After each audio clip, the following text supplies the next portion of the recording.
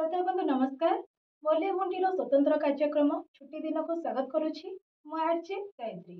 पिलामानकर खरा दिन छुट्टी को आउ टिके सुंदर करने आउ टिके शिक्षणीय अवसर रे परिणत करने रेडियो संपर्क नहीं आसी स्वतंत्र कार्यक्रम छुट्टी दिन। खरा दिन छुट्टी पिलामानकर सबुठारु लंबा छुट्टी होता है, जो समय कि पिलामाने अधिक समय घरे रही थांती, निजर बापा माँ पाखरे रही थांती, परिवार पाखरे रही थांती। तेबे श्रोता बंधु पिलामानकर एही छुट्टी दिनर समय को सदुपयोग करिबारे पितामातांकर भूमिका केते गुरुत्वपूर्ण आजिर अध्याय रे आमे से विषय रे आलोचना करिबा। तेबे आजिर अध्याय रे ए विषय रे अधिक आलोचना करिबा पई आम सह स्टूडियो रे दुई जन अभिभावक उपस्थित अछंती। सेमाने हेउछंती कटक जिला निश्चिंत कोइल ब्लॉक अंतर्गत खंडसाई ग्रामर श्रीजुक्त सुशांत कुमार नायक एवं गोपालपुर ग्रामर श्रीमती प्रणति त्रिपाठी। तेबे चलंतु आ डेरी न करी आमर अभिभावक मानक सहित ए विषय अधिक आलोचना करिबा। तेबे प्रथमे उभय को स्वागत जणाई आमर एही कार्यक्रम आगु नेबा। नमस्कार सर। नमस्कार। आपन को हम रेडियो संपर्क रो छुट्टी दिन कार्यक्रम को स्वागत करूछी। मु भी आपन को एवं श्रोता बंधु मानन को स्वागत करछि, धन्यवाद जणाउछि। नमस्कार मैडम। नमस्कार। आपन को हम रेडियो संपर्क रो ए छुट्टी दिन कार्यक्रम को स्वागत जणाउछि। धन्यवाद। तेबे मैडम वर्तमान खरा दिन छुट्टी हो जाइछि, आपनकर पिला भी स्कूल जाउथबो, तार मध्य स्कूल छुट्टी हो जाइथबो। तेबे अधिक समय पिला बे आपनक पाखरे रहिबे, घरे रहिबे, केते खुशी अछंती आपण? निश्चित बहुत खुशी। साधारणतः कहवा गले कौन से अभिभावक खुशी हुअन्तिनी, एटा संपूर्ण भूल कथा। कारण केमिति तत्त सकाळ उठी टिफिन रेडी करी पिला बैग बस्ता धरी पठिए देले ताकू डे हल्का हे जिवो। आज्ञा किंतु एटा संपूर्ण भूल। एटा गोटे माने उभय माने गार्डियन अभिभावक एवं पिला प्रति गोटे अपॉर्चुनिटी, गोल्डन अपॉर्चुनिटी कहले भूल होबानी जे उभयଙ୍କ सहित समय बिताइबा पई गोटे लंबा छुट्टी मिली गला।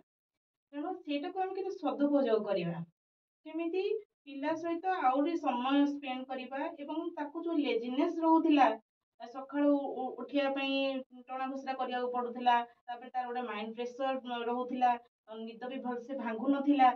तेणु तत्तर पठिया पडुथिला। साडे पिला जते छोट जते प्री नर्सरी जन नॉर्मल क्लास स्कूल जाउची छुआ से बांती कर विभिन्न प्रकार तार स्वास्थ्य समस्या देखा जिवो, संग संग कॉल पळी आसे पिला मुनियो। तेणु ये जो पीरियड टा आसी गला, आमे स्कूल पई गोटे प्रस्तुति आरंभ कर दबा। पिला को केमिति पूरा सकाळ 5 रु बिछना छाड़ीबा माने गोटे रूटीन फॉलो करिया पड़िबो तांको पई। तेणु अभिभावक माने खुशी हवा उचित, जेहेतु गोटे माने हमको अपॉर्चुनिटी मिल गला जे हम पिला सहित हमें समय बितेबा। तेणु मो बहुत खुशी अछि। निहाती भाବରେ मैडम। तेबे सर एबे खरा दिन छुट्टी जो हैला पिला मानकर बहुत लंबा छुट्टीटा होइताए, पिला माने घरे बहुत समय रही थांती। तेबे पिला को किभଳି भाबरे एही छुट्टी दिन रे पितामाता माने व्यस्त रखि परिबे, किभଳି भाबरे समानकर मनोरंजन करि परिबे, से विषय कोन कहिबे? देखो निश्चित भाबरे जते बेले युद्ध को जिबा पूर्व गोटे युद्धाभ्यास हुए, ये रणकौशल तैयारी हुए। तेणु निश्चित भाबरे ये गोटे लंबा छुट्टी, गोटे रणकौशल तैयारी हबो। जते बेले स्कूल खोलिबो पिला किभଳି भाबरे निजको प्रस्तुत करथबो, केमती प्रातः काल उठिबो, केमती योग प्राणायाम करिबो एवं ए प्रति मध्य पितामाता माने ध्यान देवा दरकार। एवं किभଳି प्रातः काल रे अत्यधिक भाबरे बही पढ़िबो, अत्यधिक भाबरे पुस्तक अध्ययन करिबो। ता सहित केवल घोषी देले हबनी, हमर गणित हो विज्ञान हो ताकू किभଳି भाबरे गवेषणा करिबो, ताकू निजर चेतना भितरे किभଳି भाबरे ताकू पसिबो, निजे बुझिबो एवं जतबेले स्कूल खोलिबो निजको संपूर्ण भाबरे प्रस्तुत कर दैथबो। एवं ता सहित अन्य कार्यक्रम मध्य विभिन्न प्रकार प्रोजेक्ट किभଳି भाबरे ताकू शिक्षा दिया जाई परिबो, प्रोजेक्ट करिबो, जहा द्वारा तार माइंड मैच्योरिटी हबो। क्वालिटी टू क्वांटिटी किभଳି भाबरे ता क्वालिटी बढ़िबो, जतबेले तार क्वालिटी बढ़िबो तार परिणाम मध्य बढ़िबो। तेबे खाली पिला को पाठ पढ़ारे तो व्यस्त रखिले हबनी, सेमानक पई मनोरंजन रो मध्य आवश्यकता रहिछि, से विषय कोन कहिबे? देखंतु पिला पई पाठ पढ़ा सहित मनोरंजन अत्यंत गुरुत्वपूर्ण। यदि पाठ पढ़ा सहित पिला को मनोरंजन करिवो, खेलकूद करिवो, कसरत करिवो, तार मानसिक अवस्था मध्य भल रहिबो। ता सहित प्राणायाम एवं योगर मध्य आवश्यकता अछि। प्राण शक्ति को दृढ़ करिबा पई, प्राण शक्ति को प्रखर करने प्राणर ऊर्जा बढ़ाई निश्चित भाव में ताप जोगर आवश्यकता अच्छी जदि जोग खेल कसरत करे तार मानसिक अवस्था दृढ़ हम और जिते मानसिक अवस्था पिलार दृढ़ हम सी भल पाठ पढ़ो और जड़े मेधावी छात्र भाव में निजक परिणत कर। निहाती भाବରେ ତେବେ ମ୍ୟାଡାମ ସାର୍ ଯେମିତି କହିଲେ କି ପିଲାଙ୍କର ପାଠ ପଢା ସହିତ ମନୋରଞ୍ଜନର ମଧ୍ୟ ଆବଶ୍ୟକତା ଅଛି ତେବେ ଆପଣ କଣ ଭାବୁଛନ୍ତି କିଭଳି ଭାବରେ ପାଠ ପଢା ଏବଂ ମନୋରଞ୍ଜନ ଏ ଦୁଇଟି ମଧ୍ୟରେ ସନ୍ତୁଳନ ରକ୍ଷା କରିହେବ?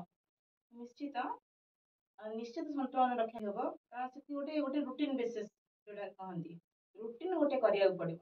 ଏଇ ଛୁଟି ପାଇଁ ଲଙ୍ଗ ଛୁଟିରେ ଆମକୁ ଗୋଟେ ରୁଟିନ ତିଆରି କରିବାକୁ ପଡିବ କୋଉ ଟାଇମରେ ସେ ପାଠ ପଢିବ କୋଉ ଟାଇମରେ ଟୋଟାଲି ଯୋଉଟା କହନ୍ତି ଆମର ଡେଲି ୱାର୍କ ଡେଲି ହାବିଟ୍ସ ଆମେ ତା ଛୋଟ ବେଳୁ ରଚନା ଲେଖୁଛେ ଏସେ ଲେଖୁଛେ ଆଜ୍ଞା ତେଣୁ ସେଇଟା ସେଇ ଜିନିଷ ଆମକୁ ଫଲୋ ଅପ୍ କରିବାକୁ ପଡିବ କେତେବେଳୁ ଉଠିବା ଠାରୁ ହିଁ ତାର ରୁଟିନଟା ଷ୍ଟାର୍ଟ ତାପରେ କେତେବେଳେ ପାଠ ପଢିବ କେତେବେଳେ ଖେଳିବ କେତେବେଳେ ନାଚିବ କେତେବେଳେ ଗାଇବ ସବୁର ଗୋଟେ ରୁଟିନ ଆମକୁ କରିବାକୁ ପଡିବ କାରଣ ଖାଲି ପାଠ ପଢିଦେଲେ ତ ହବନି ନା ତେଣୁ ପାଠ ସହିତ ପ୍ୟାରେଣ୍ଟସ୍ ବି ବହୁତ ସଚେତନ ହେଇଗଲେଣି ବି ଏବେ ବହୁତ ଏଜୁକେଟେଡ ପ୍ୟାରେଣ୍ଟ ରହିଲେଣି ପିଲାର ଏକ୍ସଟ୍ରା କ୍ୟୁରିକୁଲାର ଆକ୍ଟିଭିଟିଜ ପ୍ରତି ମଧ୍ୟ ଆମକୁ ଗୁରୁତ୍ୱ ଦେବାକୁ ପଡିବ ପିଲା ପାଠ ସହିତ ସେ ଆଉ କଣ କ୍ୟାଚ୍ କରିବାକୁ ଚାହୁଁଛି ନାଚ ବି କ୍ୟାଚ୍ କରିଦେଇପାରେ ଆର୍ଟ ବି କ୍ୟାଚ୍ କରିବାକୁ ଚାହୁଁଥାଇପାରେ ବା ଗୀତ ଶିଖିବାକୁ ଚାହୁଁଥାଇପାରେ ତେଣୁ ସେ ଯୋଉ ଏକ୍ସଟ୍ରା କ୍ୟୁରିକୁଲାର ଆକ୍ଟିଭିଟିଜ ଆଡକୁ ସେଟା ପ୍ୟାରେଣ୍ଟସ୍ ହିଁ ଷ୍ଟଡି କରିବା ଉଚିତ ମୋ ପିଲା କଣ ଚାହୁଁଛି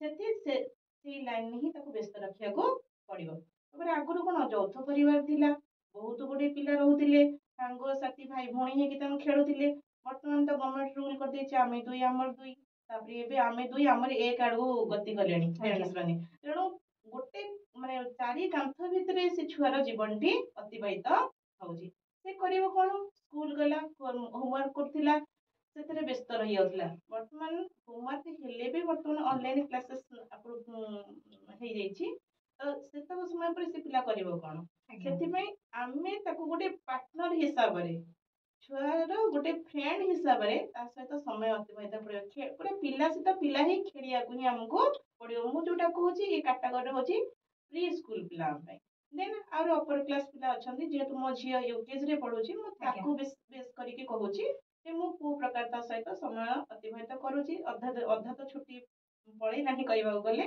ଆଉ ଆଉ ଅଧା ରହିଲା ତେଣୁ ସେ ସମୟଟା କେମିତି ଆଉ ପୂର୍ବ ଭଳି ସ୍ପେଣ୍ଡ କରିବି ତା ସହିତ ଖେଳିବି ନାଚିବି ଯାହା ଚାହୁଁଛି ବା କ୍ୟୁରିୟସ୍ ତାପରେ ଛୋଟ ଛୁଆ ଅଛନ୍ତି ମାନେ କ୍ୟୁରିୟସ୍ ତାଙ୍କର କ୍ୟୁରିୟସ୍ କୋଶ୍ଚିନ୍ ସବୁ ମାନେ ଜିଜ୍ଞାସୁ ସେମାନେ ବିଭିନ୍ନ ପ୍ରକାର କୋଶ୍ଚିନ୍ ଉପରେ କୋଶ୍ଚିନ୍ ସେମାନେ କରିବେ ଏଇଟାକୁ ବତେଇବା ଚିଡଚିଡି ହେବେନି ସେ ଯାହା କୋଶ୍ଚିନ୍ ପଚାରେ ତାର ଆନ୍ସର ପ୍ରପରଲି ଦେବେ ଯେମିତି ତା ମନକୁ ଛୁଇଁବ ମନକୁ ନ ଛୁଇଁଲେ ବି ପୁଣି କୋଶ୍ଚିନ୍ କରିବ ନା ନାଇଁ କହୁନାହାନ୍ତି ଆପଣ ତେଣୁ ତା ମନକୁ ବୁଝିବାକୁ ପଡିବ ପଢିବାକୁ ପଡିବ ମୋ ଛୁଆଟା ଚାହୁଁଛି କଣ ଦେନ୍ ଅପର କ୍ଲାସକୁ ପଢିଲେ ତାର ଟିକେ ବୁଦ୍ଧି ହେଇଯାଇଥିବ ସେ ନିଶ୍ଚିତ ଜାଣିପାରିବ ଭଲ ମନ୍ଦର ବିଚାର ଶକ୍ତିଟା କିଛିଟା ଡେଭଲପ ହେଇଥିବ ତା ସହିତ ଯେ ତାକୁ ଛାଡିଦବ ସେଇଟା ନୁହେଁ ଆମେ ମଧ୍ୟ ଆହୁରି ଭଲ ମନ୍ଦ ଶିକ୍ଷା କିଛି ଦବାକୁ ପଡିବ କୋଉଟା ଭଲ କୋଉଟା କଲେ ତୋ ଭବିଷ୍ୟତ ପାଇଁ ଭଲ ହବ ତୁ କେତିକି ସମୟ ପଢିଲେ ତୋର ଭଲ ହବ ନା ତା ଅର୍ଥ ନୁହେଁ ଯେ ତୁ 24 ଘଣ୍ଟା ରୁ 8 ଘଣ୍ଟା ଶୋ ଆଉ ଦିନ ଯାହା ରହିଲା କେବଳ ପଢି ଚାଲ ନାଇଁ ତେଣୁ ତା ଭିତରେ ତାକୁ ଖେଳିବାକୁ ପଡିବ ତା ମନ ମୁତାବକ ଆପଣଙ୍କୁ ମଧ୍ୟ କିଛି କାର୍ଯ୍ୟ କରିବାକୁ ପଡିବ ଏମିତି ହେଲେ ଉଭୟ ଭିତରେ ଯୋଉ କୋଅପରେସନଟା ଯୋଉ ବଣ୍ଡିଙ୍ଗଟା ନା ବହୁତ ଭଲ ଭାବରେ ରହିବ ତାପରେ ତାକୁ ଯେତେ ଓପନଲି ଆପଣ ମାନେ ମିଶିବା ଚାହିଁବେ ସେ ଓପନଲି ଆପଣଙ୍କ ସହିତ ମନର କଥାଟା ଆପଣ ସେୟାର କରିପାରିବେ ନିହାତି ଭାବରେ ଆପଣ ଯେମିତି କହିଲେ କି ପିଲା ଆଉ ପିତାମାତା ଏମାନଙ୍କ ଭିତରେ ବଣ୍ଡିଙ୍ଗର ନିହାତି ଭାବରେ ଆବଶ୍ୟକତା ରହିଛି ଯୋଉଟା କି ଏବେ ଧୀରେ ଧୀରେ କମିବାକୁ ବସିଲାଣି ଏତେ ଦେଖାଯାଉନି ସେଟା ତେବେ ସାର୍ ମ୍ୟାଡାମ ଯେମିତି କହିଲେ କି ଏଇ ଯୋଉ ଛୁଟି ଦିନଟା ଆସିଛି ଏଥିରେ ପିଲାମାନଙ୍କର କୋଉଥିରେ ରୁଚି ରହିଛି ତ ସେଇଟାକୁ ଆମର ନିହାତି ଭାବରେ ଜାଣିବା ଦରକାର ତେବେ ଆପଣଙ୍କୁ କଣ ଲାଗୁଛି ପିଲାମାନଙ୍କ ଭିତରେ ଲୁଚି ରହିଥିବା ରୁଚି ବା ତାଙ୍କର କଣ ପସନ୍ଦ ନା ପସନ୍ଦ କିମ୍ବା ତାଙ୍କ ଭିତରେ କିଛି ଟ୍ୟାଲେଣ୍ଟ ଯୋଉ ରହିଛି ଏଇଟା ଗୋଟେ ଅପରଚୁନିଟି କି ତାକୁ ସବୁ ପଦାକୁ ଆଣିବା ପାଇଁ ନିଶ୍ଚିତ ଭାବରେ ତାଙ୍କ ଭିତରେ ତା ଭିତରେ ସଙ୍ଗୀତ ପ୍ରତି ରୁଚି ଥାଇପାରେ କାହାର ନାଚ ପ୍ରତି ରୁଚି ଥାଇପାରେ କାହାର ବକ୍ତୃତା ଦେବା ପ୍ରତି ରୁଚି ଥାଇପାରେ କାହାର ବିଭିନ୍ନ ପ୍ରକାର ଅଭିନୟ ପ୍ରତି ମଧ୍ୟ ରୁଚି ଥାଇପାରେ ନିଶ୍ଚିତ ଭାବରେ ଆକୁ କିଭଳି ଭାବରେ ଅଭ୍ୟାସଗତ କରାଯାଇପାରିବ କିଭଳି ଭାବରେ ଯୋଉମାନେ ଟ୍ୟାଲେଣ୍ଟେଡ ଯୋଉମାନେ ଗୁରୁ ଯୋଉମାନେ ସୁଗୁରୁ ମାନେ ଅଛନ୍ତି ଯୋଉମାନେ ନିପୁଣ ଏଇ କଳା ତାଙ୍କ ପାଖକୁ ପଠେଇକିରି ତାଙ୍କୁ ନିଶ୍ଚିତ ଭାବରେ ତାଙ୍କ ଦକ୍ଷତାକୁ ବଢ଼େଇବା ପାଇଁ ପଡ଼ିବ। ଯଦି ଛୁଟି ଦିନରେ ତାଙ୍କର ଦକ୍ଷତାକୁ ବଢ଼େଇବା ପାଇଁ ସଙ୍ଗୀତ ହଉ, ନାଚ ହଉ, ଗୀତ ହଉ, ତାଙ୍କର ଦକ୍ଷତାକୁ ବଢ଼େଇ ପାରିବା। ନିଶ୍ଚିତ ଭାବରେ ଯେତେବେଳେ ସ୍କୁଲ ଖୋଲିବ ବିଭିନ୍ନ ପ୍ରକାର ପ୍ରତିଯୋଗିତା ହବ, ଆମର ମଧ୍ୟ ବିଭିନ୍ନ ପ୍ରକାର କମ୍ପିଟିସନ ହୁଏ। ପାଠ ସହିତ ତାର ସେ ଦକ୍ଷତାକୁ ସେଠି ମଧ୍ୟ ପ୍ରତିପାଦନ କରିବ ଏବଂ ଯିଏ ଭଲ ଗୀତ ବୋଲେ, ଯିଏ ଭଲ ନାଚେ, ଯିଏ ଭଲ ଭାଷଣ ଦିଏ, ସିଏ ମଧ୍ୟ ଜଣେ ମେଧାବୀ ଛାତ୍ର ଏବଂ ଭଲ ପାଠ ମଧ୍ୟ ପଢ଼େ। ନିହାତି ଭାବରେ। ତେବେ ମ୍ୟାଡ଼ାମ ଆପଣଙ୍କୁ କ'ଣ ଲାଗୁଛି ପିଲାମାନଙ୍କୁ ଏହି ଛୁଟି ଦିନ ସମୟରେ ବାହାରକୁ ବୁଲାଇ ନେବା କେତେ ଜରୁରୀ ଅଟେ? ବାହାରକୁ ବୁଲାଇ ନେଲେ ପିଲାମାନଙ୍କୁ କିଛି ଶିଖିବାକୁ ମିଳିବ କି ଏଥିରୁ? ନିଶ୍ଚିତ। ମୁଁ ଆପଣଙ୍କ ପ୍ରିଭିୟସ୍ କ୍ୱେଶ୍ଚିନ୍ ଯୋଉ ପଚାରିଥିଲେ ତାର ଉତ୍ତରରେ ମୁଁ ରଖିଥିଲି ଯେ ଆଗକାଳରେ ଯୌଥ ପରିବାର ରହୁଥିଲା। ଏବେ ସବୁ ସିଙ୍ଗଲ ପ୍ୟାରେଣ୍ଟସ୍ ମଧ୍ୟ ରହୁଛନ୍ତି ଏବଂ ସିଙ୍ଗଲ ଚିଲଡ୍ରେନ୍ ଚାଇଲ୍ଡ ରହୁଛନ୍ତି। ଯାହାଫଳରେ କ'ଣ ହଉଛି, ପିଲାଟି ଏକା ହେଇକି ଚାରି କାନ୍ଥ ଭିତରେ ଆବଦ୍ଧ ଜୀବନ ବିତଉଛି ହେଲା ନା, ତା ସହିତ କେହି ପାର୍ଟନର ବି ରହୁନାହାନ୍ତି। ସେଥିପାଇଁ ବାପା ମାଙ୍କୁ ହିଁ ମୁଁ କହିଲି ଯେ ତାର ପ୍ରଥମ ପାର୍ଟନର ଫ୍ରେଣ୍ଡ ହବାର ଅଛି, ପିଲାକୁ ବନ୍ଧୁ ଭଳି ଆଚରଣ କରିବାର ଅଛି। ତାପରେ ଆପଣ କହିଲେ ଯେ ବାହାରକୁ ବୁଲେଇ ନବା, ଯୋଉଟା କହନ୍ତି ଆମେ ପ୍ରି ସ୍କୁଲରେ ରହିଛି ପ୍ରକୃତି ପର୍ଯ୍ୟବେକ୍ଷଣ ଯୋଉଟା ରହିଛି, ତେଣୁ ସେଟା ନିହାତି ଦରକାର। ପିଲାର ବାହାର ପରିବେଶ ସହିତ ସେ କେତେ ଆକାଉଣ୍ଟେଡ ହବ, ସେ ବାହାରର ଜିନିଷ କେମିତି ଉପଲବ୍ଧି କରିବ, ସେ ଜ୍ଞାନଟା ଆହରଣ କରିବ, ସେଇଟା ହଉଛି ପ୍ରଥମ ହଉଛି ବାପା ମାଙ୍କର କର୍ତ୍ତବ୍ୟ। ତା ଅର୍ଥ ନୁହେଁ ଯେ ପିଲା ବାହାରକୁ ବୁଲିବାକୁ ଚାହୁଁଛି ମାନେ ମନ ଇଚ୍ଛା ଛାଡିଦବା, ନାଇଁ। ତାକୁ ସାଙ୍ଗେ ନବାର ଅଛି, ବିଭିନ୍ନ ମନ୍ଦିର ମାନଙ୍କୁ ନବାର ଅଛି। ସେଠି କିଛି କ'ଣ ନା ଧାର୍ମିକ ଚେତନତା ମନରେ ଆସିବ ଏବଂ ବିଭିନ୍ନ ପାର୍କ ଯୋଉଟା କି ଆମେ କହୁଛି ଇକୋ ପାର୍କ ହଉ ବା ବିଭିନ୍ନ ପାର୍କ ହଉ, ସେଠି ଜାଣିବ ଗଛ ଲତା ଏସବୁ ବିଷୟରେ, ବିଭିନ୍ନ ପ୍ରକାର ଲୋକ ମଧ୍ୟ ଦେଖିବ, ଜାଣିବ। ତେଣୁ ବାହାରକୁ ନବାଟା ନିହାତି ଦରକାର। ପିଲାର ବୌଦ୍ଧିକ ବିକାଶ ଘଟିବ, ଶାରୀରିକ ବିକାଶ ମଧ୍ୟ ଘଟିବ, କାରଣ ନିଶ୍ଚିତ, କାରଣ ଇଏ ଉଭୟ ଜଡ଼ିତ।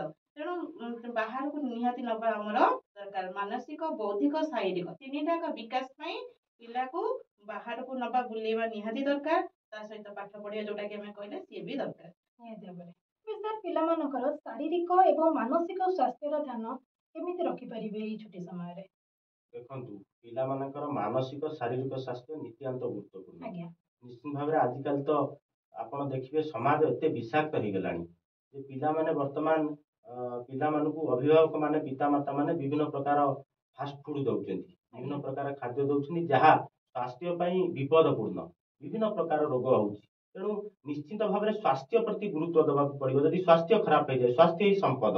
ତେଣୁ ଯେତେବେଳେ ସ୍ୱାସ୍ଥ୍ୟ ଖରାପ ହେଇଯିବ, ପିଲା ଆଉ ପଢି ପାରିବନି, ପଢାରେ ଗୁରୁତ୍ୱ ଦେଇପାରିବନି ଏବଂ ତା ସହିତ ମାନସିକ ସ୍ୱାସ୍ଥ୍ୟ ମଧ୍ୟ ଗୁରୁତ୍ୱପୂର୍ଣ୍ଣ। ଯଦି ଆପଣଙ୍କର ଭୌତିକ ସ୍ୱାସ୍ଥ୍ୟ ଠିକ ରହିବ, ମାନସିକ ସ୍ୱାସ୍ଥ୍ୟ ମଧ୍ୟ ଠିକ ରହିବ। ତେଣୁ ନିଶ୍ଚିତ ଭାବରେ କିଭଳି ଭାବରେ ପିଲାକୁ ସକାଳୁ ଉଠିଲେ ଉଷୁମ ପାଣି ଦବା, ଉଷୁମ ପାଣି ସେ ପିଇବ। ନିଶ୍ଚିତ ଭାବରେ ସକାଳୁ କିଭଳି ଭାବରେ ଗଜା ମୁଗ, ଗଜା ବୁଟ ଏବଂ ବିଭିନ୍ନ ପ୍ରକାର ଭଲ ସୁଷମ ଖାଦ୍ୟ, ଫଳମୂଳ ଖାଇପାରିବ। ନିଶ୍ଚିତ ଭାବରେ ତେଲ ଜାତୀୟ ଖାଦ୍ୟ ଠାରୁ କିଭଳି ଭାବରେ ପିଲାମାନଙ୍କୁ ଦୂରେଇ ରଖିବେ, ଏ ପ୍ରତି ମଧ୍ୟ ଅଭିଭାବକ ମାନେ ଗୁରୁତ୍ୱ ଦେବା ଆବଶ୍ୟକ। ନିଶ୍ଚିତ ଭାବରେ ଖାଦ୍ୟ ଯଦି ଠିକ ହବ, ସ୍ୱାସ୍ଥ୍ୟ ଠିକ ରହିବ, ସ୍ୱାସ୍ଥ୍ୟର ଗଠନ ଠିକ ରହିବ, ମାନସିକ ମଧ୍ୟ ଠିକ ରହିବ। ତେଣୁ ଗୋଟିଏ କଥା କହୁଛି ଯେ ଚେତନାକୁ ଯେବେ ଚେତେଇ ପାରିବୁ, ଚିତ୍ତ ତ ହୋଇବ ଦୃଢ, ଶିକ୍ଷା ଥିଲେ ପାକେ ଜ୍ଞାନ ପ୍ରକାଶିବ, ତୁଟିବ ତୋହର ମୂଢ। ନିହାତି ଭାବରେ ସାର୍, ବହୁତ ଭଲ କଥାଟି କହିଲେ। ମ୍ୟାଡାମ, ଅନେକ ସମୟରେ ଦେଖାଯାଏ କି ଘରେ ପିତାମାତା ମାନେ ପିଲାଙ୍କ ଉପରେ ଟ୍ୟୁସନର ପ୍ରେସର ଅଧିକା ରଖିଥାନ୍ତି, ଯୋଉଟା କି ତାଙ୍କର ମାନସିକ ସ୍ୱାସ୍ଥ୍ୟ ଉପରେ ମଧ୍ୟ ପ୍ରଭାବ ପକାଏ। ତେବେ ଏ ବିଷୟରେ କ'ଣ କହିବେ ଆପଣ? ମୁଁ କହିଲି ପ୍ୟାରେଣ୍ଟସ୍ ଦି ପ୍ରକାର ଅଛନ୍ତି, ଏଜୁକେଟେଡ୍, ଅନଏଜୁକେଟେଡ୍। ଅନଏଜୁକେଟେଡ୍ ମାନେ ସେ ଟୋଟାଲି ଜାଣିପାରୁନାହାନ୍ତି ପିଲା କ'ଣ ପଢୁଛି କ'ଣ ନାହିଁ। ବର୍ତ୍ତମାନ ଅନଲାଇନ କ୍ଲାସ ବି ଚାଲିଛି, ତେଣୁ ପିଲା ସେଠି ଅନଲାଇନ କ୍ଲାସ କରୁଛି କି ମୋବାଇଲରେ ଆଉ କ'ଣ ଦେଖୁଛି, ସେ କଥା ଏମାନେ ଆଉ ଜାଣିପାରୁନାହାନ୍ତି। କାରଣ ସ୍ମାର୍ଟଫୋନ ଯୁଗ ହେଇଗଲା। ସ୍ମାର୍ଟଫୋନ ତ ଭଲେଇକି ଲୋକଙ୍କୁ ଆଜିକା ଡେଟରେ ବି ଚଲେଇ ବି ଆସୁନି। ବହୁତ ଘରେ ଗୃହିଣୀ ଅଛନ୍ତି, ହାଉସ ୱାଇଫ୍ ଅଛନ୍ତି, ସେମାନେ ସ୍ମାର୍ଟଫୋନ ବ୍ୟବହାର ମଧ୍ୟ ଏପର୍ଯ୍ୟନ୍ତ ଭଲସେ ଶିଖି ପାରୁନାହାନ୍ତି। କିନ୍ତୁ ପିଲା ତାଙ୍କଠାରୁ ବହୁତ ଦ୍ରୁତ। ସେ ହୁଏତ ଅନଲାଇନ କ୍ଲାସ ମାଧ୍ୟମରେ ବି ଆଉ କିଛି କ'ଣ ଦେଖିପାରୁଥାନ୍ତି। ଏବଂ ଟ୍ୟୁସନ ଉପରେ, ଅନ୍ୟ ଉପରେ ଟୋଟାଲି ସେଇ ପ୍ୟାରେଣ୍ଟସ୍ ମାନେ, ଯୋଉ ଅନଏଜୁକେଟେଡ୍ ପ୍ୟାରେଣ୍ଟସ୍ ମାନେ ଟୋଟାଲି ଟ୍ୟୁସନ ଉପରେ ବା ଟୋଟାଲି ଅନ୍ୟମାନଙ୍କ ଉପରେ ଡିପେଣ୍ଡାଣ୍ଟ। କିନ୍ତୁ ଏଜୁକେଟେଡ୍ ପ୍ୟାରେଣ୍ଟସ୍ ମଧ୍ୟ ସେଇ ଲାଇନରେ ବର୍ତ୍ତମାନ ଗତି କରୁଛନ୍ତି। କାହିଁକିନା ବର୍ତ୍ତମାନ ମ୍ୟାକ୍ସିମମ୍ ଏଜୁକେଟେଡ୍ ମାନେ କ'ଣ, ମ୍ୟାକ୍ସିମମ୍ କ'ଣ କରୁଛନ୍ତି, ମାନେ ଜବ୍ ହୋଲ୍ଡର, ଯେଝା ବାଟରେ ଯେଝା ବାହାରିଗଲେ, ପିଲାକୁ ଅନ୍ୟ ଜିମାରେ ଛାଡ଼ିଦେଲେ। କିନ୍ତୁ ସେଇଟା ହିଁ ଭୁଲ। ସେମାନେ ଯାହା କଲେ ତମେ ମଧ୍ୟ ପିଲାଙ୍କ ପାଇଁ ସେଇଆ କଲ। ନାଇଁ, ଆଗେ ପ୍ରଥମ ପିତାମାତା ହଉଛନ୍ତି ପିଲାର ପ୍ରଥମ ଟିଚର, ପ୍ରଥମ ଗୁରୁ। ତେଣୁ ତମେ ଆଗେ ତମ ଲେବୁଲରେ ଯେତିକି ପାରିବ ପିଲାକୁ ଆଗେ ଦେଖ। କୋଉ କ୍ଲାସ ପର୍ଯ୍ୟନ୍ତ ବା କୋଉ ଶ୍ରେଣୀ ପର୍ଯ୍ୟନ୍ତ ତମେ ଦେଖିପାରିବ ସେଇଟାକୁ ଆଗେ ଦେଖ। ଯୋଉଠି ନ ପାରିବ ସେଠି ଅନ୍ୟର ସାହାରାଟା ନିଅ। କିନ୍ତୁ ଏମାନଙ୍କୁ ନା ସମୟ ରହୁଛି, କଷ୍ଟ ବି କରିବାକୁ ଚାହୁଁନାହାନ୍ତି। ପଇସା ଅଛି, ଆଜି ପଇସା ଦେଇଦେଲେ ଟ୍ୟୁସନକୁ ପଠେଇଦେଲେ। କିନ୍ତୁ ପିଲା ସେଠି ଟ୍ୟୁସନରେ କେତେ ଦୂର ପାଠ ପଢୁଛି ତାକୁ ବି ଷ୍ଟଡି କରିବାର ନାହିଁ। ପିଲା ସେଠି କେତେ ପାଠ ପଢିକି ଆସିଲା, କଣ ହୋମୱାର୍କ ଦିଆହେଲା ତାକୁ ବି କରିବାର ନାହିଁ। କିନ୍ତୁ ପିଲାର ଯଦି ରେଜଲ୍ଟ ଖରାପ ହେଇଗଲା ସାଙ୍ଗେ ସାଙ୍ଗେ ଟ୍ୟୁସନ ମାଷ୍ଟର ଦୋଷ ହେଇଗଲା। କିନ୍ତୁ ଘରେ ପ୍ରଥମେ ପିଲା ଯେତେବେଳେ ମାନେ ମାତୃଭାଷା ଶିଖେ, ଦରଟି କଥା କହେ, ସେ କଣ, ସେ ପ୍ରଥମ ଗୁରୁ ବୋଲି ତାକୁ ପଦବାଚ୍ୟ କଣ, ମା ହଉଛି ପିଲାର ପ୍ରଥମ ଗୁରୁ। ତେଣୁ ସେମାନେ ପିଲାକୁ ପ୍ରପର ଗାଇଡ ନିହାତି କରିବା ଦରକାର। ନ ପାଠ ପଢନ୍ତୁ, ନିଜେ ଏଜୁକେଟେଡ ନ ହେଇପାରନ୍ତୁ, କିନ୍ତୁ ପିଲାକୁ ଗୋଡେ ଗୋଡେ ଜଗିବାର ଅଛି। କେମିତି ପିଲା ଯଦି ବି ଟ୍ୟୁସନ ଯାଉଛି, ଟ୍ୟୁସନ କଣ ପଢିକି ଆସୁଛି, ସ୍କୁଲ କଣ ପଢିକି ଆସୁଛି, କିଛି ନହେଲେ ଟିକେ ଆଖି ପକେଇବାର ଅଛି, ଗାଇଡ କରିବାର ଅଛି। କିନ୍ତୁ ପୁସ୍ତକ ବି କରିବାକୁ ମାନେ ଆମେ କାମରେ ଘର କାମରେ ବ୍ୟସ୍ତ। ଘର କାମ ସହିତ ସେଇଟା ହଉଛି ଆପଣଙ୍କର ଭବିଷ୍ୟତ। ପିଲା ହଉଛି ଆପଣଙ୍କର ଭବିଷ୍ୟତ, ସେ ପୁଣି ସମାଜର ବି ଭବିଷ୍ୟତ। ତାକୁ ଯଦି ଆମେ ଏତିକି ଠାରୁ ଭଲ ଭାବରେ ନ ଗଢି ପାରିବା, ତାହେଲେ ସେ ଭବିଷ୍ୟତରେ ଭଲ ମଣିଷ ବି ହେଇପାରିବନି। ଅନ୍ୟ ଉପରେ ହିଁ ଡିପେଣ୍ଡେଣ୍ଟ ହେଇ ହେଇକି ତା ଜୀବନ ବିତିଯିବ। ତେଣୁ ମୋର ଗାର୍ଡିଆନ ମାନଙ୍କୁ ଅନୁରୋଧ ଯେ ଆପଣ ଯେତିକି ପାରିବେ, ଆପଣଙ୍କ ଲେବୁଲ ଯେତିକି ଅଛି, ଆପଣ ଇଫୋର୍ଟଟା ସେତିକି ଦିଅନ୍ତୁ। ପିଲା ପାଖରେ ଆଟଲିଷ୍ଟ ବନ୍ଦ ହେଇକି ଗୋଟେ ଘଣ୍ଟା ବନ୍ଦ ହେଇକି ବସନ୍ତୁ। ପିଲା କଣ ପଢୁଛି, କଣ ନ କରୁଛି, ସେସବୁ ଆପଣ ତଦାରଖ କରନ୍ତୁ।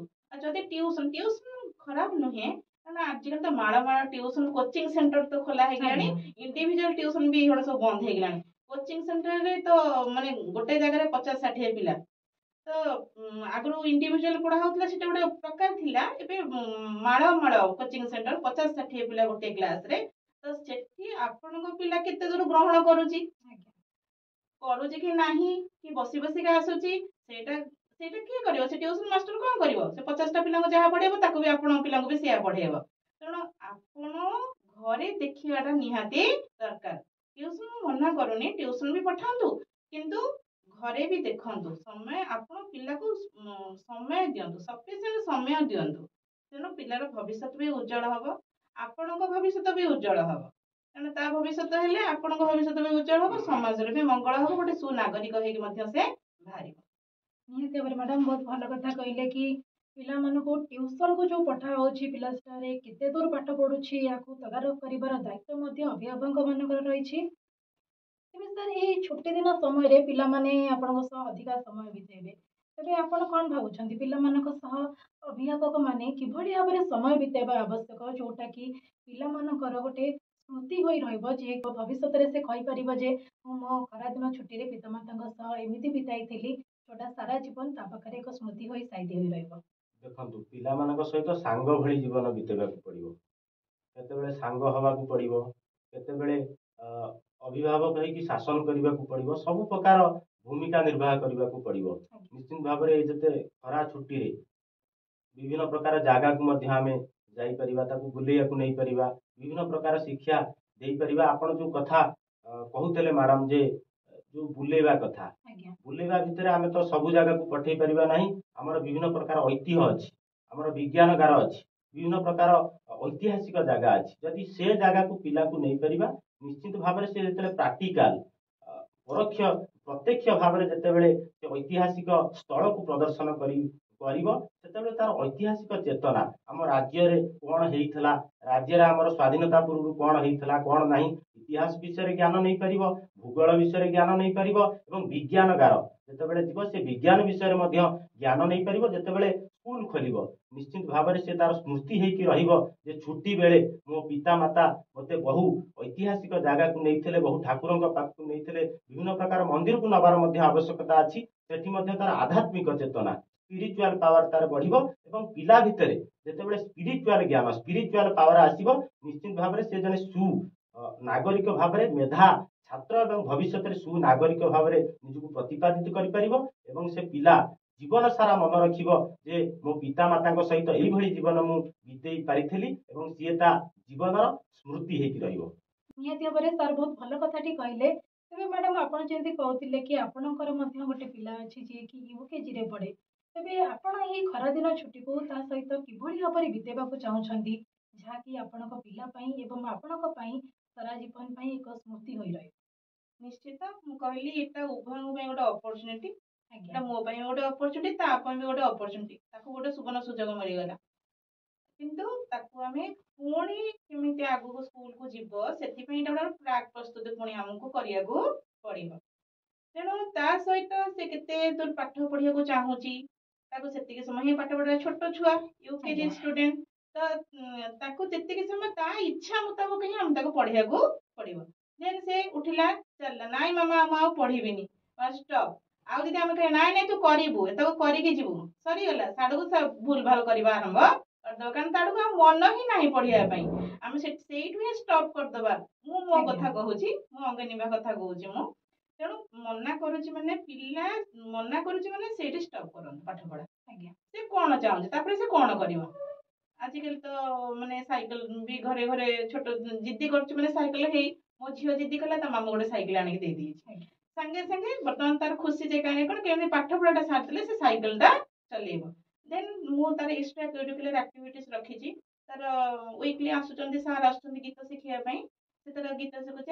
ଏଇସବୁ ଜିନିଷ ମୁଁ ତା ସହିତ ଟାଇମ୍ ସ୍ପେଣ୍ଡ ମାନେ ଚାହୁଁଛି। ଆଉ ଯେମିତି ସାର୍ କହିଲେ କି ପ୍ରକୃତି ପର୍ଯ୍ୟବେକ୍ଷଣ, ବାହାରକୁ ବୁଲେଇକି ନେବା, ପ୍ରକୃତି ପର୍ଯ୍ୟବେକ୍ଷଣ ତା ସହିତ ପ୍ରକୃତ ପର୍ଯ୍ୟବେକ୍ଷଣ, ଆଜ୍ଞା ଦିଟାକୁ ଉପଲବ୍ଧ କରିବ। ପ୍ରକୃତି ସହିତ ପ୍ରକୃତ ଜିନିଷଟା ହିଁ ସେ ଜାଣିବ, ଯୋଉଟା କି ଘରେ ଚାରିକାନ୍ଥ ଭିତରେ ଜାଣିପାରୁନଥିଲା କି ସ୍କୁଲରେ ଜାଣିପାରୁନଥିଲା।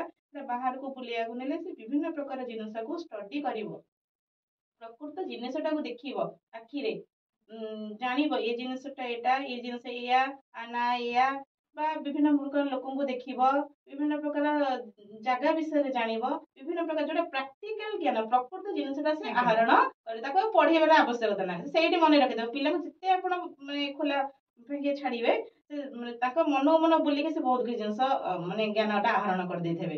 ତେଣୁ ଏଇ ଯୋଉ ଅପରଚ୍ୟୁନିଟିଟା କେମିତି ତା ଟାଇମ୍ ସ୍ପେଣ୍ଡ କରିବି, ତା ପାଠକୁ ପାଠ ବାଟରେ, ଏକ୍ସଟ୍ରା କରିକୁଲାର ଆକ୍ଟିଭିଟିଜକୁ ଆକ୍ଟିଭିଟିଜ ବାଟରେ, ଏବଂ ବାହାରକୁ ବୁଲାବୁଲି ନବା ବି ଆପଣ ରଖିଛନ୍ତି ଯେ ଆଜ୍ଞା ପ୍ରକୃତି ପର୍ଯ୍ୟବେକ୍ଷଣ, ସେଇଟା ନିହାତି ଦରକାର। ତା ପାଇଁ ଆମେ ୱିକଲି ସେଟା ରଖିଦେଇଛୁ। ତାର ତ ସବୁଦିନ ତ ତାକୁ ପ୍ରକୃତି ପର୍ଯ୍ୟଟନ ବାହାରକୁ ଆଜ୍ଞା ବୁଲିବାକୁ ନବା ସମ୍ଭବ ନୁହେଁ। ତେଣୁ ଆମେ ଯେହେତୁ ମୋ ଫ୍ୟାମିଲିରେ ତା ବାବା ବି ରହୁଛନ୍ତି, ଆଉ ମାମୁଁ ମାଉସୀ ମାନେ ରହୁଛନ୍ତି, ତେଣୁ ନିଶ୍ଚିତ ଆମେ ତାକୁ ବୁଲିବାକୁ ନବାଟା ହଉଛି କମ୍ପଲସରି। ଯଦି ମୁଁ ନ ନିଏବି ମୋ ପରିବାର ଭିତରେ ଯିଏ ହେଲେ ତାକୁ ବୁଲିବାକୁ ନେବେ। ବୁଲେଇବା ସବୁ ପ୍ରକାର ରୁଟିନ ମୁଁ ଆଧରେ ମୁଁ ଚାହୁଁଛି ମୋ ଛୁଆ ସବୁ ପ୍ରକାରର ମାନେ ଅପରଚ୍ୟୁନିଟି ଛୁଟିରେ ତାର ଫାଇଦାଟା ସେ ଉଠେଇ ଦଉ। ତେଣୁ ସେ ସବୁ ପ୍ରକାର ପାଠକୁ ପାଠ, ଖେଳକୁ ଖେଳ, ଏବଂ ତା ସହିତ ତାର ଏକ୍ସଟ୍ରା କରିକୁଲାର ଆକ୍ଟିଭିଟିଜ ଏବଂ ପ୍ରକୃତି ପର୍ଯ୍ୟବେକ୍ଷଣ ସବୁ କିଛି ସେ ହାସଲ କରିଦଉ। ତା ମନ ମୁତାବକ ସେ ବଞ୍ଚିଯାଉ। ଦେନ୍ ପୁଣି ରୁଟିନ ପଳେଇ ଆସିବ। ପୁଣି ଆଜ୍ଞା ସକାଳୁ ଉଠ, ବ୍ୟାଗ ନିହାତି ବସ୍ତାନି ଭାବରେ ଧର, ପୁଣି ଚାଲିଲା। ତାର ପୁଣି ଆସିବ ଆଉ ଟାୟାର୍ଡ ହେଇଯାଇଥିବ ସ୍କୁଲରୁ ଆସିକି, ଖାଇବାକୁ ଦେଇଦେ ପୁଣି ଶୋଇପଡିଲା। ତାପରେ ଆସିଯିବ ଆଡକୁ ବଢନ ବଢି ବଢିକା ଚାଲିବ, ଅପର କ୍ଲାସକୁ ପଳେଇବ। ତେଣୁ ଏଇ ଯୋଉ ସମୟଟା ସେ ମନ ଇଚ୍ଛା ତାର ବଞ୍ଚିଯାଉ, ମାନେ ଭାବୁ ପରେ ଯେ ନାଇଁ ମୋ ପରିବାର ସହିତ ମୁଁ ଏତିକି ସମୟ ବିତେଇଲି, ମୁଁ ଅମୁକ ଜାଗାକୁ ଗଲି, ମାନେ ବିଭିନ୍ନ ପ୍ରକାର ତାର ଗୋଟେ ସ୍ମୃତି, ଯେମିତି ସାର୍ କହିଲେ ସ୍ମୃତି ହେଇକି ରହିବ। ସ୍ମୃତିଟା କେମିତି ହେଇକି ରହିବ, ସେଇଟା ସେ ଝୁରୁ ଆଜ୍ଞା ନିଶ୍ଚିତ ପୁଣି ଅପେକ୍ଷା କରିଥିବ, ପୁଣି ନେକ୍ସଟ ମାନେ ଖରାଦିନ ଛୁଟିର ନେକ୍ସଟ ଖରା ଦିନ କେମିତି ଆସିବ, ମୁଁ ପୁଣି ସେଇ ମୌକାଟା ମୁଁ ହାସିଲ କରିବି ହେଲା। ତେଣୁ ନିଶ୍ଚିତ ଛୁଆଙ୍କୁ ମନ ନେଇକି ଆମକୁ ଚଳିବାକୁ ପଡିବ। ତାଙ୍କର ଗୋଟେ ହଉଛି ଫୁଲ ସଦୃଶ, ତାଙ୍କର ଗୋଟେ ଫୁଲ ଯାହା ଛୁଆ ମଧ୍ୟ ସେଇଆ। ତେଣୁ ସେ ଫୁଲଟା ଫୁଟୁ, ଭଲ ଭାବରେ ଫୁଟୁ, ତା ବାସ୍ନାଟା ଚାରିଆଡକୁ ମହକୁ। ତେଣୁ ଏଇଟା ଗୋଟେ ମାନେ ପ୍ୟାରେଣ୍ଟସଙ୍କର ବି ଆରେ ରହିଛି ମାନେ ଗୁରୁ ଦାୟିତ୍ୱ, ଆଉ ପରିବାରର ମଧ୍ୟ ଆଜ୍ଞା ଗୁରୁ ଦାୟିତ୍ୱ ରହିଛି। ତେଣୁ ପିଲା କେମିତି ହସି ଖେଳି ଭଲ ଭାବରେ ବଞ୍ଚୁ, ସୁସ୍ଥ ଜୀବନ ବିତାଉ, ତାର ଶାରୀରିକ, ମାନସିକ, ବୌଦ୍ଧିକ ବିକାଶ ଘଟୁ। ତେଣୁ ଏଥିରେ ଖାଲି ଯେ ବାପା ମା ବୋଲି ନୁହେଁ, ପରିବାରରେ ଯେତେ ସଦସ୍ୟ ଅଛନ୍ତି ସମସ୍ତଙ୍କର ଦାୟିତ୍ୱ ରହିଛି ପିଲାର ଭବିଷ୍ୟତ ଉଜ୍ଜଳ ପାଇଁ। ତେବେ ଆଜି ଆମେ କାର୍ଯ୍ୟକ୍ରମର ଶେଷରେ ପହଞ୍ଚିଗଲେଣି। ତେବେ ଯେଉଁ ପିତାମାତା ମାନେ ଆପଣଙ୍କୁ ଶୁଣୁଛନ୍ତି ଆମ କାର୍ଯ୍ୟକ୍ରମ ମାଧ୍ୟମରେ, ଆମ ରେଡ଼ିଓ ମାଧ୍ୟମରେ, ତେବେ ଆପଣ ତାଙ୍କୁ କ'ଣ ପରାମର୍ଶ ଦେବାକୁ ଚାହିଁବେ ଏହି ଖରାଦିନ ଛୁଟିକୁ କିଭଳି ଭାବରେ ସେମାନେ ପିଲାଙ୍କର ସଦୁପଯୋଗ କରିପାରିବେ? ଦେଖନ୍ତୁ, ଏତିକି ପରାମର୍ଶ ଦେବି ଯେ ପିଲାମାନଙ୍କୁ ଚାପର ବଶବର୍ତ୍ତୀ କରାନ୍ତୁ ନାହିଁ, ପ୍ରେସର ଦିଅନ୍ତୁ ନାହିଁ। ଆଜ୍ଞା ପିଲାମାନଙ୍କୁ ଯେତେ ପ୍ରେସର ଦେବେ ତାର ମେଧା ଏବଂ ଧୀ ଶକ୍ତି ଗଭୀର ଭାବରେ ପ୍ରଭାବିତ ହେବ ଏବଂ ନଷ୍ଟ ହେଇଯିବ। ସିଏ ଜଣେ ଭଲ ମଣିଷ ହେବା ପରିବର୍ତ୍ତେ ଭବିଷ୍ୟତରେ ସେ ଜଣେ ଖରାପ ମଣିଷରେ ପରିଣତ ହେଇଯିବ। ଏତିକି ନିବେଦନ କରିବି, ପିଲାକୁ କେବେ ପ୍ରେସରାଇଜ କରନ୍ତୁ ନାହିଁ ଏବଂ ମୋବାଇଲର କୁ ଅଭ୍ୟାସରୁ ପିଲାମାନଙ୍କୁ ରକ୍ଷା କରନ୍ତୁ ଏବଂ ପିଲାମାନଙ୍କୁ ଅତ୍ୟଧିକ ଭାବରେ କିଭଳି ସିଏ ଅତ୍ୟଧିକ ପୁସ୍ତକ ଅଧ୍ୟୟନ କରିବ ସେ ପ୍ରତି ପିତାମାତା ମାନେ ଗୁରୁତ୍ୱ ଦିଅନ୍ତୁ। ଇଏ ମୋର ମୂଲ୍ୟବାନ ପରାମର୍ଶ ଅଭିଭାବକମାନଙ୍କ ପ୍ରତି। ନିହାତି ଭାବରେ। ତେବେ ମ୍ୟାଡ଼ାମ ଆପଣ କ'ଣ ପରାମର୍ଶ ଦେବାକୁ ଚାହିଁବେ ଆମ କାର୍ଯ୍ୟକ୍ରମ ମାଧ୍ୟମରେ ପିତାମାତାଙ୍କୁ, ଏବଂ ଯେଉଁ ପିଲାମାନେ ମଧ୍ୟ ଆପଣଙ୍କୁ ଶୁଣୁଛନ୍ତି ସେମାନଙ୍କୁ ଆପଣ କ'ଣ ପରାମର୍ଶ ଦେବେ? ନିଶ୍ଚିତ ପରାମର୍ଶ ଦେବି କ'ଣ, ଅଲରେଡି ତ ଆଲୋଚନା ହେଇସାରିଲାଣି। ସାର୍ ବି ବହୁତ ପ୍ରଶ୍ନର ଉତ୍ତର ଦେଇସାରିଲେଣି, ମୁଁ ବି ବହୁତ ପ୍ରଶ୍ନର ଉତ୍ତର ଦେଇ ସାରିଲିଣି। ତା ମଧ୍ୟରେ ଆମେ ପରୋକ୍ଷ ଭାବରେ ବହୁତ କିଛି ପରାମର୍ଶ ଦେଇ ସାରିଲୁଣି। ଆଜ୍ଞା ତେଣୁ ଆଉ ପ୍ରତ୍ୟକ୍ଷ ଭାବରେ ଦଉଛି ଯେ ପିଲାମାନଙ୍କୁ ପ୍ରେସର, ଯେମିତି ସାର୍ କହିଲେ କି ଚାପଗ୍ରସ୍ତ କରାନ୍ତୁ ନାହିଁ। ବର୍ତ୍ତମାନ ଏଇ ଯୋଉ ସମୟଟା ଉଭୟଙ୍କ ପାଇଁ ଗୋଟେ କହିଲି ଗୋଲ୍ଡେନ ଅପରଚ୍ୟୁନିଟି। ତେଣୁ ପିଲାଙ୍କ ପାଇଁ ବି ଗୋଲ୍ଡେନ ଅପରଚ୍ୟୁନିଟି, ପ୍ୟାରେଣ୍ଟସ୍ ପାଇଁ ବି ଗୋଲ୍ଡେନ ଅପରଚ୍ୟୁନିଟି। ତେଣୁ ପ୍ୟାରେଣ୍ଟସ୍ ମାନଙ୍କୁ କହିବି, ଆପଣ ପିଲାଙ୍କୁ ଚାପଗ୍ରସ୍ତ କରାନ୍ତୁ ନାହିଁ, ପିଲାଙ୍କୁ ଟିକେ ଜଗନ୍ତୁ। ତେଣୁ କାରଣ କହିଲେ ପିଲାଙ୍କର କାଟାଗୋରୀ ବିଭିନ୍ନ ପ୍ରକାର ରହିଛି, ବୟସ ଅନୁସାରେ, କ୍ଲାସ ଅନୁସାରେ। ତେଣୁ ସେଇ ଅନୁସାରେ ଆମକୁ ମଧ୍ୟ ପ୍ରସ୍ତୁତ ରହିବାକୁ ପଡିବ। ତେଣୁ ମୁଁ ଗାର୍ଡିଆନ ବା ଅଭିଭାବକ ମାନଙ୍କୁ ମଧ୍ୟ ଏତିକି ଅନୁରୋଧ କରୁଛି ଯେ ପିଲାଙ୍କୁ ଏଇ ଯୋଉ ଛୁଟି ଅବକାଶଟା ଆମକୁ ମିଳିଛି, ଏଇଟା ଉଭୟଙ୍କ ପାଇଁ ଗୋଲ୍ଡେନ ଅପରଚ୍ୟୁନିଟି ମୁଁ ଆଗରୁ କହିଛି। ତେଣୁ ଏଥିରେ ପିଲାମାନଙ୍କୁ ପ୍ରେସରାଇଜ କରନ୍ତୁନି, କିନ୍ତୁ ଜଗନ୍ତୁ। ପ୍ରେସରାଇଜ କରିବେନି କି କିନ୍ତୁ ଛାଡ଼ିଦେବେ ଖୋଲା ଖୋଲା, ସେଟା ନାହିଁ। ପିଲାଙ୍କୁ ଟିକେ ଆଖି ପକାନ୍ତୁ, ସମୟ ବାହାର କରନ୍ତୁ ପିଲା ପାଇଁ। ଆପଣ ସେଇ ପୁରୁଣା ରୁଟିନ, ଆପଣଙ୍କର ତ କିଛି ଛୁଟି ହେଇଯାଇନି ନା, ଆଜ୍ଞା ପିଲାଙ୍କର ଛୁଟି ହେଇଛି। ଆପଣ କହିବେ ମୋର ତ ଯୋଉ କାମକୁ ସେଇ କାମ, ଆଉ ମୋର କୋଉଠି ଛୁଟି ହେଲା? ନାଇଁ, ଆପଣଙ୍କ ପିଲାର ଛୁଟି ହେଇଛି ବୋଲି ଆପଣଙ୍କୁ ବି ସେଥିପାଇଁ ଛୁଟି ନେବାକୁ ପଡିବ କିଛି ସମୟ ପାଇଁ। ପିଲାଙ୍କୁ ସମୟ ଦେବାକୁ ପଡିବ। ଏବଂ ପିଲାମାନଙ୍କୁ କହୁଛି ଯେ ବାପା ମା ହଉଛନ୍ତି ପିଲାର ପ୍ରଥମ ଗୁରୁ। ତେଣୁ ବାପା ମା କେବେ ପିଲାର ଅମଙ୍ଗଳ ଚାହାନ୍ତିନି। ତେଣୁ ପିଲାମାନଙ୍କୁ ମୁଁ ଏତିକି ସଜେସନ ଦେବି, ଆଡଭାଇସ୍ ଦେବି ଯେ ବାପା ମାଙ୍କ କଥାକୁ ଶୁଣନ୍ତୁ, ହେଲେ ଅନ୍ୟ କାହା କଥାରେ ଭାସି ଯାଆନ୍ତୁନି। ଯଦି ବାପା ମାଙ୍କ କଥା ନ ଶୁଣନ୍ତୁ, ସେଥିପାଇଁ ସମ୍ପର୍କର ମୂଲ୍ୟବୋଧ ମଧ୍ୟ ବୁଝେଇଛି। ଯିଏ ଆପଣ ନିକଟ ସମ୍ପର୍କୀୟ, ଯାହା ସହିତ ଆପଣ ଅଧିକ ମାନେ ମିଶି ପାରୁଛନ୍ତି, ଖୋଲା ଖୋଲି ଭାବରେ ତାଙ୍କର ପରାମର୍ଶ ନେଇପାରିବେ କି ତାଙ୍କ ସହିତ ସେୟାର କରିପାରିବେ, ତାଙ୍କୁ ମଧ୍ୟ ଆପଣ ବାଛନ୍ତୁ। କିନ୍ତୁ ଭୁଲ କାମ କରନ୍ତୁନି, ଭୁଲ ରାସ୍ତାରେ ଯାଆନ୍ତୁନି। ଆଉ ଯଦି ଜାଣିପାରୁନାହାନ୍ତି କୋଉଟା ଭୁଲ କୋଉଟା ଠିକ, ସେଥିପାଇଁ ସଜେସନ ନିଅନ୍ତୁ, କାହାର ପରାମର୍ଶ ନିଅନ୍ତୁ ବୋଲି ମୁଁ ବି କହିଛି। ବାପା ମାଙ୍କୁ ଶତ୍ରୁ ବୋଲି ଭାବନ୍ତୁନି। ବାପା ମା କହିଦେଲେ, ଗାଳି କରିଦେଲେ, ବାପା ମା ଗାଳି କରିଦେଲେ ବି ପରବର୍ତ୍ତୀ ସମୟରେ ଆସିକି ନିଶ୍ଚିତ ବୁଝେଇବେ, ତାଙ୍କ ମନ ନିଶ୍ଚୟ ବ୍ୟାକୁଳ ହବ। ତେଣୁ ସେଇ ସମୟଟା ଆପଣ ଟିକେ ଧୈର୍ଯ୍ୟବାନ ହବା ପାଇଁ ଚେଷ୍ଟା କରନ୍ତୁ। ଛୁଆମାନେ ତ ସବୁବେଳେ ଅଧୈର୍ଯ୍ୟ, କିନ୍ତୁ ଏତିକି କହିବେ ଯେ ଟିକେ ଧୈର୍ଯ୍ୟଶୀଳ ହୁଅନ୍ତୁ। ଏଇ ପରାମର୍ଶ ରହିଲା। ତେବେ ନିହାତି ଭାବରେ ଆଜିର କାର୍ଯ୍ୟକ୍ରମ ବହୁତ ସୁନ୍ଦର ଭାବରେ ଆଜିର କାର୍ଯ୍ୟକ୍ରମଟି ସରିଲା ଏବଂ ବହୁତ ଭଲ ଲାଗିଲା ଆପଣମାନଙ୍କ ସହିତ ଆଲୋଚନା କରିକି। କାରଣ ଆଜି ଏକ ଗୁରୁତ୍ୱପୂର୍ଣ୍ଣ ବିଷୟ ଉପରେ ଆମେ ଆଲୋଚନା କରୁଥିଲେ କି ଯୋଉ ଖରାଦିନ ଛୁଟି ରହିଛି ପିଲାମାନଙ୍କର, ଏହାକୁ କିଭଳି ଭାବରେ ଆମେ ସଦୁପଯୋଗ କରିପାରିବା ଏବଂ ବିଶେଷ କରି ଅଭିଭାବକମାନଙ୍କର ଏଥିରେ କ'ଣ ଦାୟିତ୍ୱ ରହିଛି। ତେବେ ଆପଣ ଉଭୟଙ୍କୁ ବହୁତ ବହୁତ ଧନ୍ୟବାଦ। ଆପଣ ଆମର ଏହି କାର୍ଯ୍ୟକ୍ରମରେ ସାମିଲ ହେଲେ ଏବଂ ବହୁତ ଭଲ ଭଲ କଥା କହିଲେ ଏବଂ ବହୁତ ଭଲ ପରାମର୍ଶ ମଧ୍ୟ ଦେଲେ ଯେଉଁ ପିତାମାତା ଏବଂ ଯେଉଁ ପିଲାମାନେ ଆପଣଙ୍କୁ ଶୁଣୁଛନ୍ତି। ତେବେ ସୁଶାନ୍ତ ସାର୍, ପ୍ରଣତି ମ୍ୟାଡ଼ାମ, ଆପଣ ଉଭୟଙ୍କୁ ବହୁତ ବହୁତ ନମସ୍କାର। ଧନ୍ୟବାଦ। ଆପଣଙ୍କୁ ବି ଧନ୍ୟବାଦ। ଆପଣଙ୍କ ରେଡିଓ ସମ୍ପର୍କ 89.6 ଟିମକୁ ମଧ୍ୟ ଧନ୍ୟବାଦ ଯେ ଆମକୁ ମଧ୍ୟ ଷ୍ଟୁଡିଓରେ ସ୍ଥାନ ଦେଇଥିବାରୁ ଆଲୋଚନା କରିବା ପାଇଁ। ଆଜ୍ଞା। ତେବେ ଶ୍ରୋତା ବନ୍ଧୁ, ଆଜି ଆମେ ଆଲୋଚନା କରୁଥିଲେ ପିଲାମାନଙ୍କର ଛୁଟି ଦିନକୁ କିଭଳି ଭାବରେ ଆମେ ସଦୁପଯୋଗ କରିପାରିବା ଏବଂ ଏଥିରେ ଅଭିଭାବକମାନଙ୍କର କ'ଣ ଦାୟିତ୍ୱ ରହିଛି, କ'ଣ କର୍ତ୍ତବ୍ୟ ରହିଛି। ତେବେ ଆଜିର କାର୍ଯ୍ୟକ୍ରମରେ ବହୁତ ଭଲ ଭାବରେ ଆମେ ଆଲୋଚନା କଲେ ଯେ ପିତାମାତା ହେଉଛନ୍ତି ପିଲାମାନଙ୍କର ପ୍ରଥମ ଗୁରୁ। ତେବେ ତାପରେ ଯେତେବେଳେ ସେ ବିଦ୍ୟାଳୟକୁ ଯାଏ, ଶିକ୍ଷକ ଶିକ୍ଷୟିତ୍ରୀ ତାପରେ ତାଙ୍କର ଗୁରୁ ହୋଇଥାନ୍ତି। ତେବେ ପିଲାମାନଙ୍କର ଏହି ଖରାଦିନ ଛୁଟିକୁ ଆଦୌ ବ୍ୟର୍ଥ ଯିବାକୁ ଦିଅନ୍ତୁ ନାହିଁ। ଆପଣ ସେମାନଙ୍କ ସହିତ ସମୟ ବିତାନ୍ତୁ, ସେମାନେ କ'ଣ ଚାହୁଁଛନ୍ତି ତାକୁ ବୁଝନ୍ତୁ। ପିଲାମାନଙ୍କୁ କେବଳ ପାଠ ପଢ଼ାରେ ବ୍ୟସ୍ତ ରଖନ୍ତୁ ନାହିଁ, ସେମାନଙ୍କୁ ବାହାର ଜାଗାକୁ ନେଇକି ଯାଆନ୍ତୁ, ସମ୍ପର୍କୀୟଙ୍କ ଘରକୁ ନେଇକି ଯାଆନ୍ତୁ, ଯାହାଦ୍ୱାରା ପିଲାଟି କିଛି ଶିଖିବାକୁ ପାଇବ, କିଛି ଜାଣିବାକୁ ପାଇବ ଏବଂ ତାର ଭବିଷ୍ୟତରେ ମଧ୍ୟ ଏହା ନିହାତି ଭାବରେ କାମରେ ଲାଗିବ। ତେବେ ଶ୍ରୋତାବନ୍ଧୁ, ଆଜି ତ ସମୟ ହୋଇଯାଇଛି ଆମ ରେଡ଼ିଓ ସମ୍ପର୍କର ସ୍ୱତନ୍ତ୍ର କାର୍ଯ୍ୟକ୍ରମ ଛୁଟି ଦିନକୁ ଆଜି ଏଇଠାରେ ରଖିବା। ତେବେ ଆଜି ପାଇଁ ବିଦାୟ ଦିଅନ୍ତୁ, ରହୁଛି, ନମସ୍କାର।